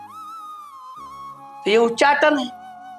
तो इस प्रकार से जब लक्षण प्रतीत हों, जिनके साथ में ऐसी घटनाएं हों, सारे कार्य बिगड़ते हों, कोई भी कार्य में हाथ डाल रहे हैं, काम नहीं पूरा हो रहा है, पूजा कर रहे, पूजाएं सफल नहीं हो रही, अनुष्ठान कर रहे, अनुष्ठान सफल नहीं हो रहे, देव दर्शन कर रहे हैं, फलीभूत नहीं हो रहा है या विलंब लग रहा है बहुत से कार्यों पे चाहे, तो उसके लिए ये फिर नारायणास्त्र कराना चाहिए। ये बीमारी जा ही नहीं रही है जी। बुखार है, आ गया तो बुखार जा ही नहीं रहा है, चर्म रोग आदि हो गया। अच्छा, इसमें इन सब चीजों का नाम भी आया है मंत्र के अंतर्गत, एकाएकम द्वयाएकम त्रयाएकम चातुर्थिकम ज्वरम, 1 दिन का, 2 दिन का, 3 दिन का, 4 दिन का, 5 दिन का, 7 दिन का, जो भी ज्वर है, ज्वर किसी भी प्रकार का हो, ज्वर, अति ज्वर, लाल ज्वर, रक्त ज्वर, जो ज्वर की मतलब बुखार की जो वो है, हाँ, वो सभी प्रकार का समन हो जाता है।